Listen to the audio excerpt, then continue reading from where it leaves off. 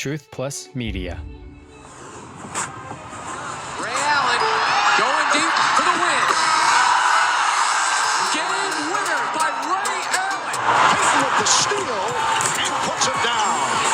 And that apparently had something to say to Jordan. Kemp drop step spin to the hole. Up fakes morning, reverse two-handed jam. Oh, what a vertical leap for Kemp. Blocked by Williams. Grab by Kemp. In the lane following jumper. Blocked by Williams. Outside of McMillan. Cross court to Gary for the three. Yes! Oh, that's the way you get it done. Sonics Forever, our live show continues at Dick's on Queen Anne, and we probably should say at this point that, we're getting near lunchtime, and you're going to hear some lunch-type noises because they got to get the burgers ready, the fries ready, the shakes ready, because I'm planning on having lunch, and I hope both of our guests are. George is still with us. Talking to your son, that's always got to be fun, and seeing him in this environment. Talking to this guy, and you mentioned him in another segment, Bob Whitsitt is, I don't know, it's probably not too much to say. He's as responsible for your career as anybody because there was a chance you weren't getting back to the NBA. I had made a decision. I've told this story many times, but on New Year's Day of 1991, is that 91? When did you come? I don't know what, 90 or 91? I told my family I was going to go coach college. Yeah. We had a New Year's party, and I said, hey, it looks like I'm lost. And I said, Rick Majerus wants me to come be his associate head coach. And I was thinking that if I got fired in Madrid, I'd go back and be with Rick. And I still have no idea why Bob called me the second week in January and it asked me to come back to be an assistant coach. It's going to pay me a lot of money too. I mean, a lot of money. I'd be making twice as much money in Madrid that he was offering me here, and Madrid money wasn't taxed, and he was going to get taxed. So. But I said my family wanted to come back, we wanted to come back, and somehow, some way it worked. And when I came back, I didn't know I was going to be coaching the night I landed. But, people were afraid. I landed like at midnight. I got to the hotel room at like at 1 or 2, and I had breakfast with you like at 7 or 8. And I didn't know I was going to coach the game that night, but I was. It was kind of like, okay, let's see what happens. And Bob, welcome. It's great to see you, and good to have you on the show. George told me that you guys are having breakfast, and he's like, I'm going to ease in, right? You said, no, we're leaving breakfast. We're going to the press conference. We're going to announce you as the coach. You've got practice at 10, and there's a game tonight at 7. Is that about how it went? That's how the NBA works. I mean, when you're in mid-season, and I will say making a coaching change during the season is probably the most difficult thing, obviously for the outgoing coach, but more importantly for the incoming coach. You've had no time with your players. You barely know their names. There's a system in place that you may not want to, believe in. The players don't have a relationship with the new guy, so it's hard. But and as a general manager, I'd say it's the last thing you want to do is make a coaching change during the season. But sometimes it's necessary, and back then we did do that. And literally, George stepped in. I remember in the right outside the locker room, he had probably about 10 of these giant suitcases. I'm thinking, how much stuff did he have in Spain? We can't even get in the locker room. But yeah, he came in, he hit the ground running, and did a terrific job. And as they say, the rest is history. He's had an amazing career after he came back to Seattle. So you're making a change in mid-season. How much consideration did you give to, I should go the safer? There's always a bunch of NBA coaches on the sidelines any given season say, I'm going to go the safer route with a guy who's known, as opposed to George, you're taking a bit of a chance. Here's a guy who's over in Europe, and he'd had 2 NBA jobs that hadn't worked out. Were there other people you considered, or was George, I know he was already on your radar to be an assistant coach, so you were thinking about it? Well, the assistant had to do with a little bit of behind the scenes, what was going on upstairs. And also a little bit for me to find out how hungry George was. How bad did he really want to come back to the NBA? I thought the timing for me was perfect. I think George was at a point in his career where the NBA wasn't really looking like a part of his future again.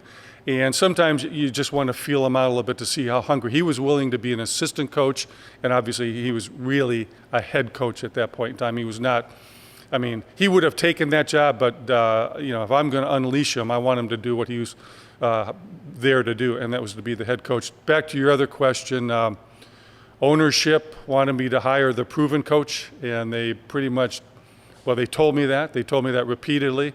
And then finally, after a lot of discussion, they made it clear it's my decision, my job's on the line. And I always thought that when you get one of these general manager's jobs, you should do your work and ultimately do what you think is right, because you'll probably get fired someday. And when you get fired, you want to make sure you did what you believed was right, you did your homework, you made the right decisions, so at least you can live with that, as opposed to, gee, I really wanted to do something different, but I succumbed to media pressure, or the owner made me do it, and I lost my job for the wrong reason. So I've always believed, do the best you can, do your work, build a team now that can win, because that's what you owe the fans. The fans want to see a great team, and your job's to try to provide one for them.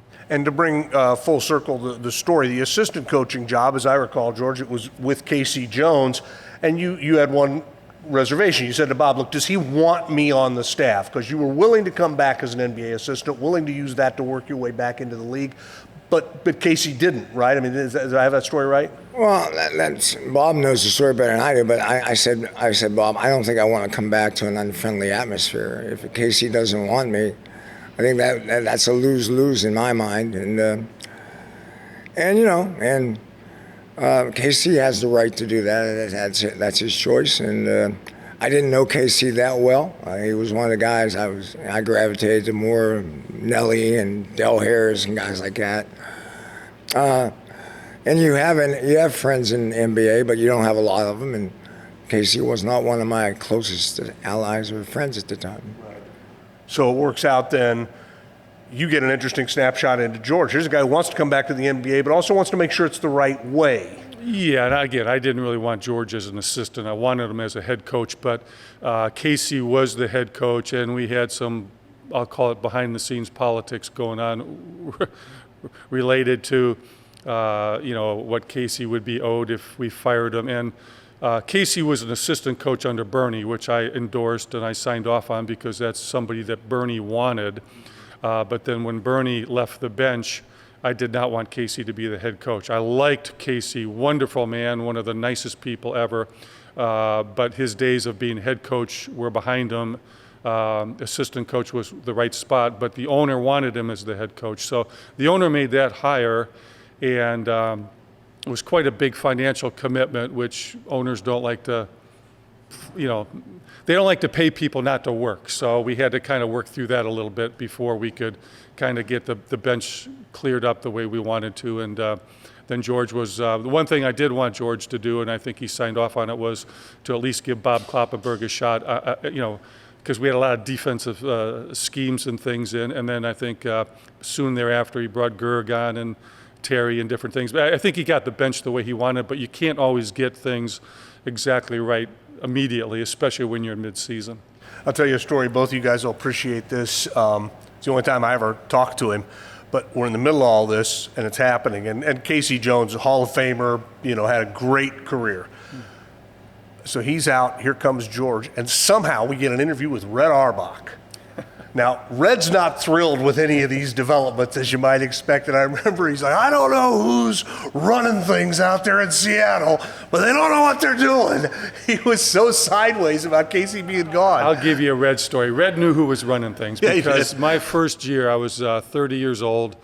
I was the new president and general manager of the Sonics, and I traded pretty much everybody on the roster except Tom Chambers and Xavier McDaniel. And I was the new guy. We had the lowest attendance in the NBA. We were losing money. I was unproven, and so I'm really trying to get things going. And right before the season started, Red Auerbach's on the Today Show. And they're interviewing Red. They're going to win another championship, all the usual things.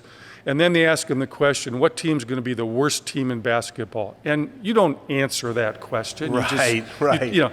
Red just looks at the camera and says, without a doubt, the Seattle Supersonics, because the year before I got there, he had traded Gerald Henderson to the Sonics for what turned out to be the number 2 pick. So he was patting himself on the back for fleecing the Sonics. So fast forward, we get to the end of my first season, and we make the playoffs. and we win the first round. You know, we go on to the conference finals against Magic and the Lakers, but in the first or second round, I decide to hand out red Auerbach masks to everybody in the building with the quote from the Today Show on the back: "Who's going to be the worst team in basketball? The Sonics." And here are the Sonics in the playoffs. And I've printed out 10,000 of these little handheld red Auerbach masks. And then I have a thought, geez, I better call Red up because I think I'm allowed to do that, but as protocol and respect. So I call Red up, and he immediately says no. And I'm thinking I got 10,000, and they're being passed out on Friday. I got 10,000 So masks. I go, well, Red, I've got a protocol, and you really look good, Red. I got to tell you, people love you out here. How about I send you one and tell me what you think? I Federal Express it out. Red calls me the next day. He says, you can do it under one condition. I go, what is it? Send me 20 more of those masks. So I shoot him 20 more, and I pass them out. And we went on a great playoff run that first year. But it was tough. I mean, so yeah, Red knew what we were doing, but he was the patriarch, and he had, he's the Hall of Fame guy. He's a guy, I mean, I would describe Phil Jackson kind of the same way, and I mean this as a compliment. He has the arrogance, George, of a champion. He has that level of personality that you get when you win as much as he won. Well, he's a pillar of NBA. I mean, he was a hell of a coach, and then he got with the Celtics, and they win 11 out of 13, and the Celtics are still a pain in the ass to everybody in the league. I mean, the Lakers. If you coach in the NBA in my era, if you don't hate the Lakers and the Celtics for winning all the championships, you're not driven. What are you doing?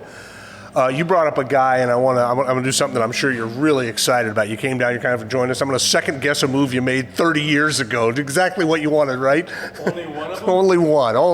No, it's funny because in doing these podcasts, I've gotten to reconnect with a lot of guys. I didn't know X-Man at all, and we did one with him, a just delightful visit with him. And I look at that, and there's always more to this than behind the scenes, and maybe there's a very simple answer for this. But I think of how he might fit in to that 92 and 93 Sonics team. Now, you got to live with your deals. You make your deals and you move on. But is that one that you ever, and I don't know the answer to this, is that one that you ever second guessed, said, God, maybe we should have kept him, or did you have to make that move? It's ironic. I think that's one of the best trades I ever made. We traded X we got Eddie, we got draft picks. So part of that story was, and X's knee was, starting to go in decline. But his agent, David Falk, wanted some crazy contract at that point in time, which I was not allowed to spend that kind of money.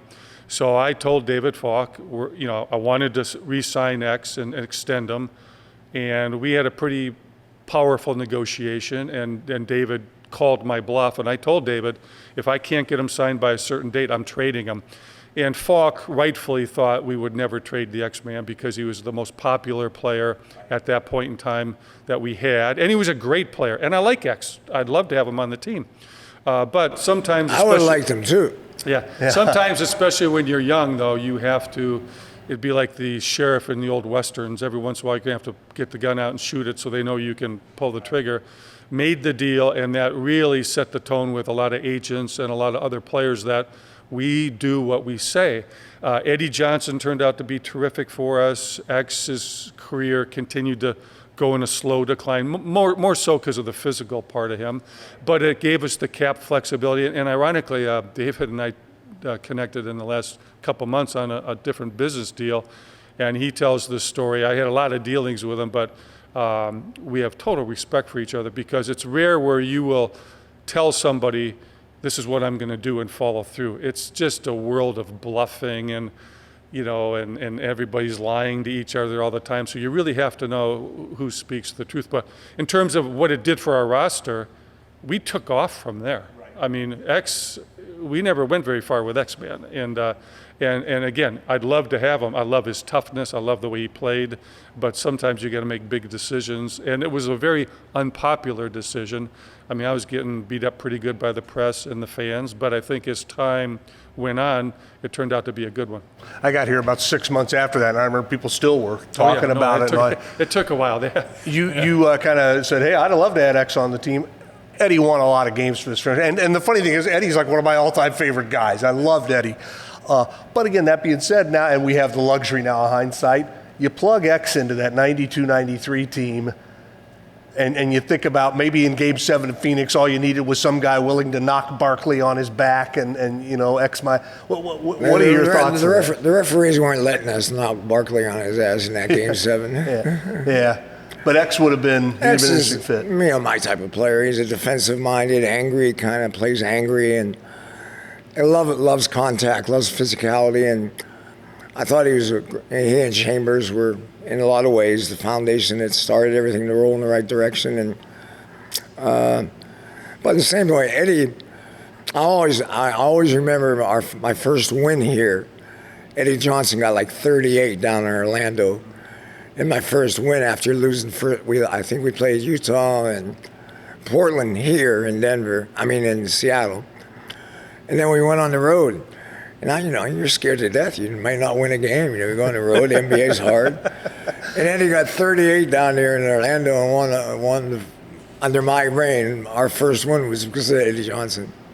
You said that you didn't like to coach that way, just keep feeding the same guy.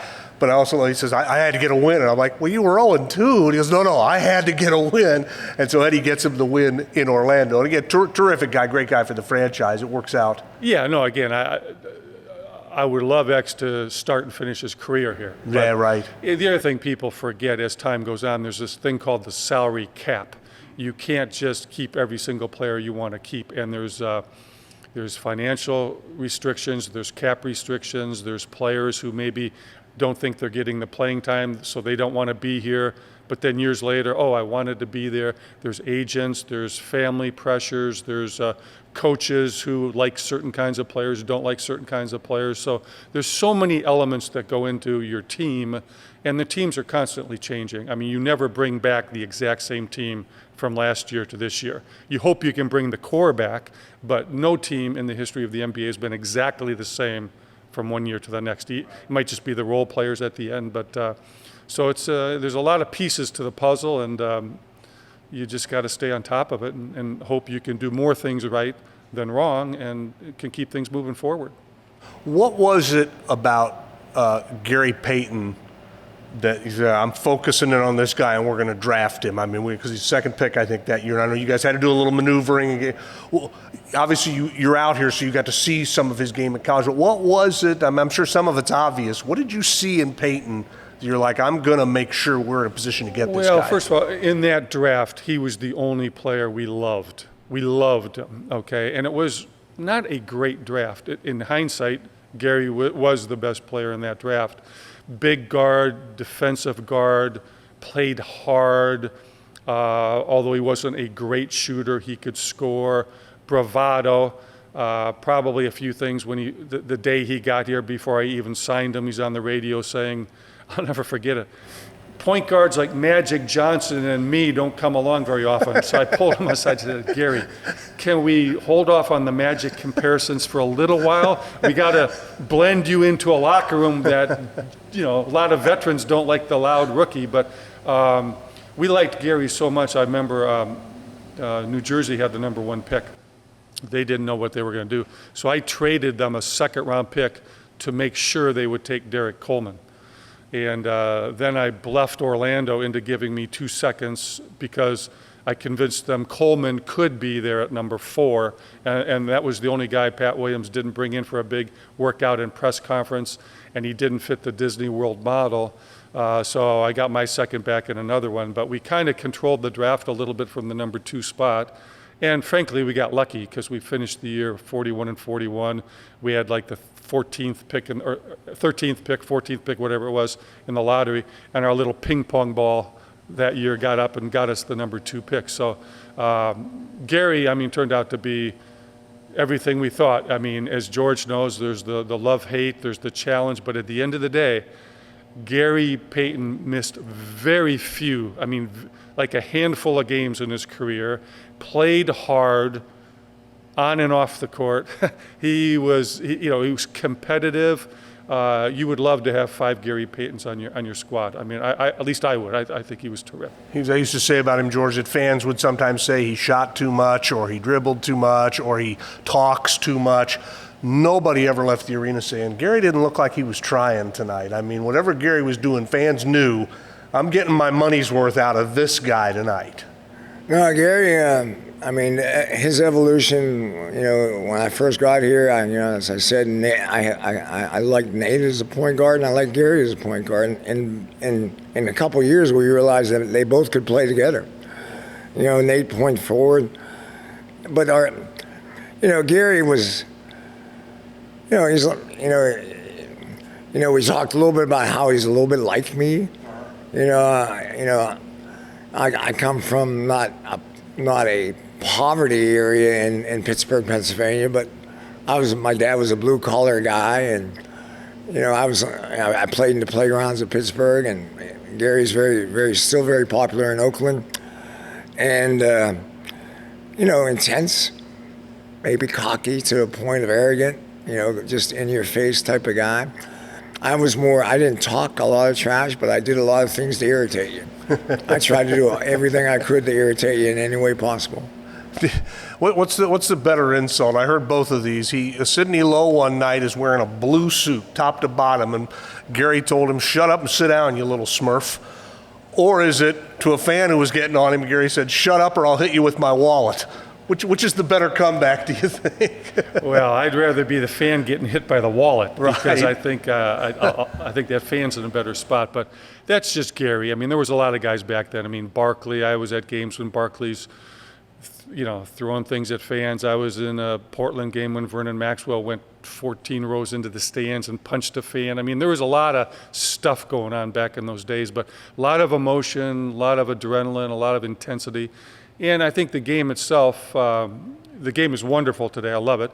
But back then it was a little more physical, more defensive minded. So I think when you're getting beat up a little bit more, the motors have to run a little harder, and your patience is a little more thin. But good comebacks, and I'm sure Gary had a lot more. If you talked to a lot of players, I'm sure there's a lot of things that might have been said that we wouldn't be talking about today.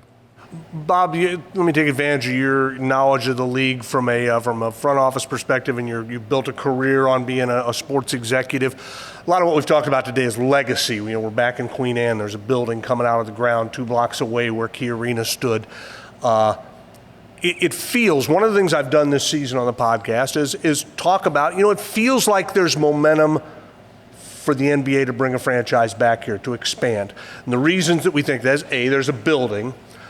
B, the NBA has gone through the pandemic for 2 years now, lost a lot of money, and there's a belief that, hey, easiest way to get money back if you're a league is expand. Now, granted, you're making the trough a little busier that by adding 2 teams, but you're also getting $3 billion a team, $4 billion a team, maybe more.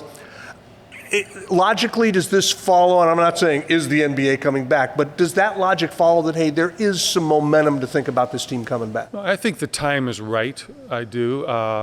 I think when we lost the team initially, I heard so many fans, and I talked to so many people in town who would say to me, the NBA's got to bring a team back now. And I would explain to them, I used to be on the NFL expansion and relocation committee, and we'd go to Los Angeles, and there was no NFL team in Los Angeles, and it took 20-some years before the NFL finally decided to go back to Los Angeles. And one year, I was on the committee, and we decided to expand in Houston rather than Los Angeles with the NFL. And I was in Kansas City when I was the point guy to actually relocate that team to Sacramento. And I told the people in Kansas City, if we can't get it worked out here, it's going to be at least 25 years before you get a team again. And I just made that number up. It's been a lot longer than that. So the fact we lost our team, which I think was a travesty, and it was just for all the wrong reasons, because great fan base, great support, great legacy, everything. There's just no reason we should have lost our team. But when you lose it, the league's not looking to suddenly come right back to where they were. So there's a lot of things that have happened. There's a lot of things happening. I think you hit the most important one on the head. Seattle needs an NBA arena. And I've been involved with these guys the past few years. I'm all in on the efforts to build this building, to bring the hockey team. But the number one thing we have now, or soon will have, is an NBA-ready building. Number 2, it's totally up to the NBA. If you start getting ahead of them, you'll never get a team back. So I think the important thing is to continue to show the league what a great city this is, what a great community, what a great state this is. The Kraken story is going to be phenomenal. The league is watching. I talk to people in the league office all the time. I talk to NBA owners all the time. The best thing you can hear really is nothing. Yeah. Because if people who start talking and really aren't in the know, they could make things go a little askew. But I just feel the timing is getting better. 5, 6, 7 years ago, I told people, no, it's not happening, at least not now. But a lot of things, and hopefully a lot of things continue to happen. But there's no question when the NBA does come back here, we will be one of the top markets in the NBA, and we will be, Sonics 2.0 or whatever it becomes. It will be even bigger and better than it was before, and it was sensational last time around. So I'm excited. I don't want to get ahead of the things, but I know everybody at the right time, when people are told, here's what we need to do, I know everybody will do those things. And finally, on legacy as well, this guy's legacy in Seattle. You brought him here. You saw the first half of it as his boss. Then you moved away and saw the second half of it from a little distance. What about George's legacy in Seattle? George should be a Hall of Famer. I mean, really, he's got, I don't know what he is, top 5, 6 all-time wins. But, I step back a little bit. Part of what I liked about him is, he won in the CBA. This is a guy who loves to coach. He went to Spain. He'll tell you he can speak Spanish. He can't. But he coached high-level basketball in speaking a language he couldn't speak. He was willing to come over here as an assistant, although he was a head coach absolutely at that time. And he won. He won big in Seattle. He won big in Milwaukee. He won big in Denver. So every place he's gone, he's taken the situation and made it a lot better. And really the way when you cut through all the analytics and all the things we look at, to me, the way you evaluate a coach is, did he get the most out of the talent you provided him? A guy might win 41 games only and have done an amazing job. Somebody else might win 55 and they did a mediocre job. He got the most and more out of all the talent he coached. So, his legacy's huge, but I'd like to hope and think his biggest skin is in Seattle because, I was a part of that. But I know our fans love him, and he did a great job here. But I'm sure they'll love him in Milwaukee. I'm sure they'll love him in Denver. But they should always love him here in Seattle. Well, I said to you, George, last time we talked, 82% of the games you played in Seattle, your teams played, you guys won. 82% of the home games from should have been 85. Jeez, George, come on. See, this is it. This is why I was always on you. He was telling me, you got to get on George so he wins more. That's remarkable. As I said, the attendance increased from 10,000 a game to 15,000 a game. Your impact on the franchise is unbelievable. And the winning, to state the obvious, was so much fun. It was fun going into that building every night in Seattle. You're like, they're going to win tonight. But not just did he win, and I'm all about winning, okay? I thought the brand of basketball was exciting. I think from a fan's perspective, you want to see your team win. But I think the fan and the sixth man, sixth person, the energy in the building, because of the style of play, I mean, you could feel our fans feeding off of the team and the team feeding off of the fans because the style of play. They would play full court, they would run, they would they would take you on defensively. I mean, and they never quit. I mean, it was really one of the most exciting brands of basketball I've seen in a long time.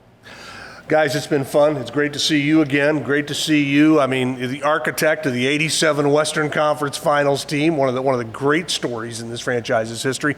92-93, the most fun I think I ever had watching a basketball team because they were a little ahead maybe. And it might be the best playoff run in the history of anybody's career. The 92-93? Yeah, 5 games, 7 games, 7 games. And I remember thinking at halftime of that Utah Game 5, I thought you guys were done. I remember they are done. And Boyd, that's the game where you shot, I think you shot 28% in the first half and 82% in the second half. Well, I think it's a record that the least amount of points and the most amount of points in a half in the same game. When does that ever happen in a playoff game? Yeah. And Sam Perkins, getting a little emotional and, calling guys. I mean, when Sam's juice gets going, you know you got some real exciting stuff going. I said the Executive of the Year award probably should be named the Bob Whitsitt Award, if for nothing else. And not to slag on this guy, but Benoit for Sam, that's a brilliant trade. I see, there's one I won't second guess. That's a good deal. I think the guy down at the end of the table probably was the happiest guy on the planet when I It's the pulled that second one most off. the happiest I've ever been in a trade. But the happiest I've ever been is when we traded AI for Chauncey Billups. And that was the happiest I've ever been. But getting Sam for Benoit. And I remember, Bob and I, almost when I was in town, I go in his office after practice and we spend 20, 30 minutes talking. And Bob told me, he said, just say nice things about Benoit. I'll get him away. I'll get him out of here, but it's not going to be tomorrow. It's going to take some time. Yeah, I think that's something that's important. Coaches are win today, guys, and George's personality, you can't hide it. You'd love to play poker with George because he's going to show you what he's got. But I told him it's a tough business. We all want to get rid of Benoit. However, as soon as we start trying to get rid of Benoit, nobody will want him. So you got to just pretend you like them, say nice things about them. We'll work through it. But give me till the deadline, I'll figure it out. I'm gonna make a deal. But you gotta play it this way, and even if it costs us a few wins, in the long run, we'll be better off. And he did what he needed to do. He didn't take our guy down. He kept him propped up so I could work the Laker deal, and I got it done. It's great to see both of you. I'm glad you're both doing so well. You've both had, like most people, you get a challenge health-wise. You got to fight through that. You look great. George, you look great. Glad to have you up here. Thanks for doing this, guys. Gas, thanks for doing it. Simply Seattle. Sonics Forever. Dick's, thank you. It's always fun coming back. Thanks, Bob. It's been fun. Thank you. Sonics Forever with Bob Whitsitt and George Karl live at Dick's, Queen Anne in Seattle. What a terrific run this has been. A fun time. Thanks for dialing us up. And we've got more great stories to tell with Sonics Forever.